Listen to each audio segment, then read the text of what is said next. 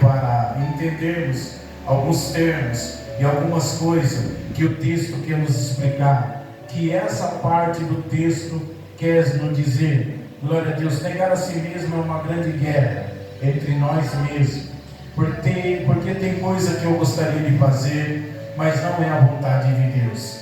Aí já começa a grande batalha.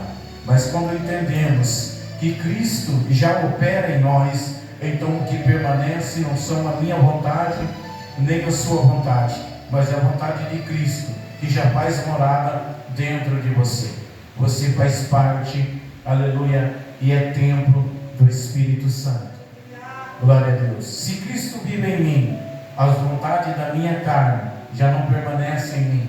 A vontade da velha criatura já não pode estar em mim, mas a vontade de Jesus. E a vontade de Jesus é que a vontade do Espírito pende para as coisas espirituais. E o desejo da velha criatura, do antigo homem, da antiga mulher, também permanece pelo pecado. Há uma separação quando resolvemos aceitar Jesus.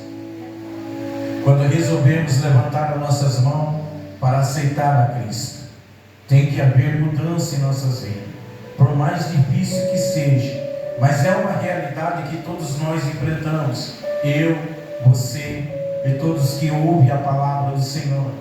Glória a Deus. Por mais difícil que seja, precisamos vencer, não por nós mesmos, mas por Cristo, que já reina dentro do nosso coração. Os irmãos estão entendendo? Aleluia. A glória de Deus.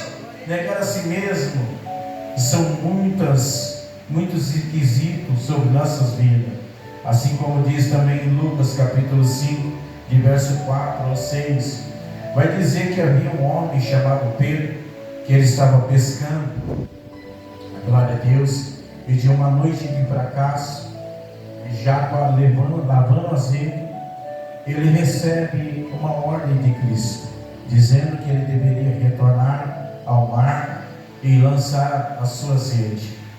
Mas note que no texto vai dizer que ele questiona a vontade de Cristo, mas não desobedece. A vontade de Pedro naquele momento, pelo fracasso da sua noite,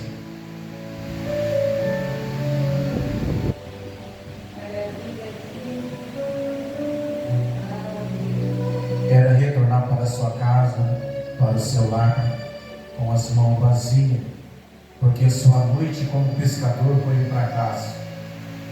Mas quando Jesus encontra com ele, muda o pensamento dele. Mas por que o pensamento de Pedro muda? Porque vamos entender que Pedro ouviu a mensagem de Cristo Jesus e veio a entender a Pedro que Jesus era um profeta. Glória a Deus. Então ele vai dizer para Jesus sobre o fracasso da noite de pescaria que ele teve, mas ele não questiona a ordem do Senhor. É negar a si mesmo. Pedro negou a sua própria vontade. A sua vontade era voltar para o seu lar, mas ele resolveu obedecer à voz de Jesus. E a voz de Jesus é: volte para o mar alto e lança a rede. E quando Pedro ele obedece à voz de Jesus, lança a rede sobre o mar, aleluia, a Bíblia vai dizer que foi a sua melhor pesca, glória a Deus, ao ponto das redes querer romper-se da quantidade de peixe que Pedro conseguiu naquela noite, ao ponto até do seu barco querer ir a pique, ao naufrágio, por causa da quantidade e do peso de peixe que Pedro conseguiu. Glória a Deus. Agora Pedro tem mais uma coisa, alguma decisão para ser tomada.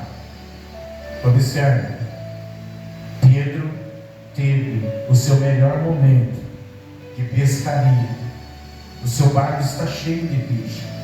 Agora Jesus olha para Pedro e diz: Pedro, siga-me. Glória a Deus. Pedro tem que tomar uma decisão. É a sua melhor pesca, o seu melhor momento, mas ele precisa deixar tudo para poder seguir a Jesus.